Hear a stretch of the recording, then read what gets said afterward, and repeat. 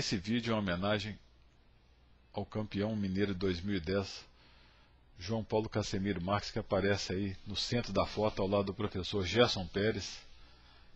Campeonato que foi realizado semana passada, na primeira semana de 2011, relativo ao ano de 2010, como tradicionalmente ocorre em Minas Gerais. A Federação Mineira começou um trabalho de renovação espelhado nos moldes que foi feito em São Sebastião do Paraíso, cidade do professor Gerson e de João Paulo, que revelou grandes jogadores para o estado de Minas Gerais e do Brasil, tendo vários campeões mineiros já nas categorias de base, no feminino e também no absoluto. Nos últimos anos, vários campeões do estado são bem jovens, na faixa de 20 anos ou menos. Esse jovem campeão de 14 anos é o mais jovem da história do nosso estado. A homenagem, nós vamos mostrar uma partida. Das 11 que ele disputou, foram somente 3 empates, vencendo o restante. A partida vai ser João Paulo contra Juliano Pereira, Matias Pereira de Uberlândia, que é campeão mundial amador, foi campeão mundial amador e é mestre FIDE. E4, E6, começamos com a defesa francesa, partida espetacular, muito bonita. Seguiu os lances principais D4, D5, cavalo C3, bispo B4, que no Brasil é conhecido como variante Winaver, a maior pronúncia correta é Winaver. E5, C5, A3, bispo toma C3, B toma C3, e agora o mais comum é cavalo E7 ou dama C7. Mas o Juliano seguiu com dama A5, bispo D2, dama A4. A ideia é bloquear o peão A e pressionar o centro. Depois de dama G4, rei F8, dama D1, volta para defender o peão de C2. Aqui o lance mais usado é B6, C4, bispo A6. Mais jogada aqui nesse momento é cavalo E7, mas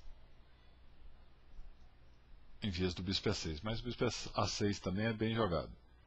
D toma C5, B toma C5, C3, dama toma dama, torre toma dama, e aqui o plano já usado foi cavalo D7, seguido do cavalo B6 com rápido empate na partida Crazy Kovacevic, na Áustria em 2007. O Juliano preferiu o cavalo E7 e o João Paulo jogou bispo G5, ameaçando eliminar o cavalo e ganhar o peão de D5. O Juliano tinha a opção aqui de não permitir isso, defendendo o cavalo, mas preferiu jogar H6, que é uma continuação interessante também. Depois de bispo toma E7, rei toma E7, C toma D5, E toma D5, torre toma D5, o João Paulo ganhou um peão, mas segue bispo toma F1, rei toma F1, cavalo D7, e a falta de desenvolvimento das brancas permitem que as negras ganhem iniciativa em troca do peão. Depois de cavalo F3, cavalo B6, o João Paulo podia seguir torre toma C5, mas seguiria torre de HC8 e a torre de H1 está presa. Por exemplo, depois de torre toma torre, torre toma torre, as negras teriam muita atividade na ala da dama e no centro.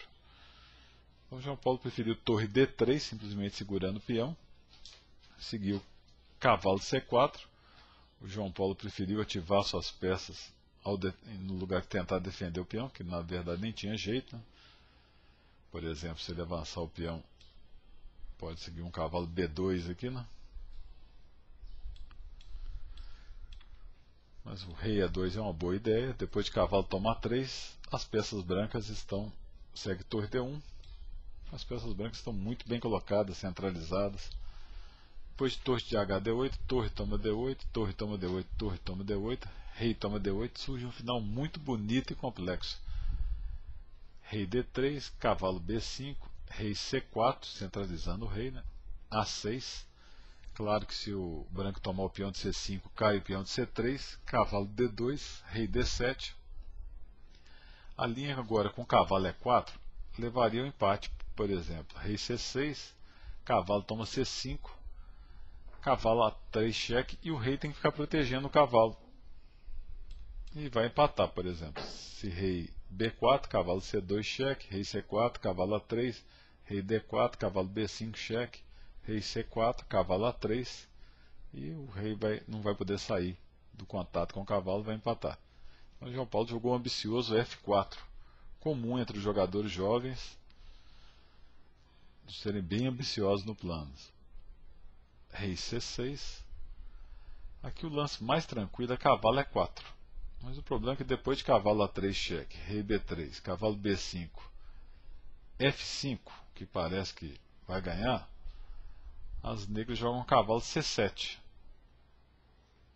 E C4 tem vantagem para as brancas, mas é uma posição ainda muito complexa. E nessa linha, se o rei entrar em D5, leva esse garfo em C4 cheque. Então sempre vai ter esse truque aí nas análises desse final. Por exemplo, se rei toma, peão toma cavalo, e seguido do avanço, né, depois da retomada das negras, seguido do avanço do peão E, vai ganhar fácil. Então seguiu G4,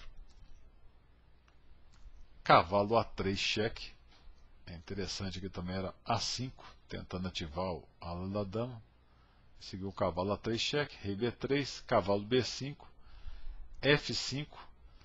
Aqui parece que rei D5 é bom, mas depois de C4 cheque, rei E5, peão toma cavalo, peão toma peão, quer dizer, deixando dar o garfo, é difícil escolher qual lado você preferir, né, de brancas ou de negras. Né? Uma posição muito complicada, que provavelmente empataria, mas muito difícil de jogar e de calcular tudo num tempo mais curto. Então o Juliano preferiu A5, que é bem mais claro. Aqui de novo cavalo E4 com as mesmas ideias seria muito interessante, mas o João Paulo foi em H4, A4 cheque, rei C4. E aqui era melhor para as negras jogar cavalo A3 cheque. E depois de rei D3, ativar o rei com rei D5. Sempre com uma posição muito complexa. Ele preferiu o A3, que parece ser uma boa ideia também, né? Manter um peão bem avançado. O melhor para o João Paulo aqui era rei B3, já pressionando o peão e ameaçando capturar, ou entrar numa linha já de empate, por exemplo, com A2, rei toma A2, cavalo toma C3 cheque, rei B3, cavalo B5, rei C4 e provavelmente empatar. Estou pulando as linhas aqui que nós vamos chegar numa posição muito interessante da partida um pouco mais para frente, bem complicada também. Mas era uma opção não muito arriscada, igual foi cavalo B3. A2, rei D3. E aqui as negras tinham um lance impressionante. Jogar F6, deixando passar o peão com E6. E depois de H5, que era a ideia de deixar acontecer isso, peão toma peão, por exemplo, cavalo D6. E as negras conseguem eliminar os peões brancos com chance de vitória, ou pelo menos não perdendo. Né? O Juliano jogou cavalo A3, seguiu C4, rei C7, e o João Paulo jogou um plano que eu achei fantástico. G5, H toma G5, claro que ele poderia recapturar agora. H toma G5, ele jogou F6, G toma F6, H5, G4, H6, e falei que agora as brancas estão ganhas. Né? Como que as negras vão parar o peão de H? Seguiu G3, rei E2. O incrível dessa posição é que o cavalo de A3 para o peão. Com as manobras muito fantásticas. E ganha a partida, né? Já que as pretas estão com a vantagem material muito grande. O lance que ganha direto aqui, não tão simples de ver, não sei qual o tempo que os jogadores tinham, é cavalo toma C4. Incrível, né? Como que esse peão vai ser parado pelo cavalo? H7, o peão está uma casa da promoção. G2, ameaçando promover também. E o detalhe é que quando as brancas promovem, elas não têm nenhum cheque. Mas o branco pode jogar rei F2 parando o peão. E agora, como fazer? Olha que incrível. Cavalo D2. Se as brancas promoverem, as negras tomam o cavalo de B6, de B3 e promovem também. Porque não tem como evitar a promoção. Uma boa chance de vitória. E se elas bloqueiam o peão com o cavalo A1, segue cavalo F3, que é o grande detalhe. O cavalo apoia a promoção do peão. Então tem que tomar o peão.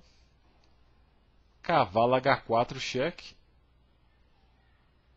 Rei F2, cavalo G6. Incrível a manobra do cavalo para sair da situação incômoda que se encontrava e conseguir parar o peão. Realmente incrível manobra. O Juliano jogou cavalo C2, que também dá para vencer, mas não é tão claro.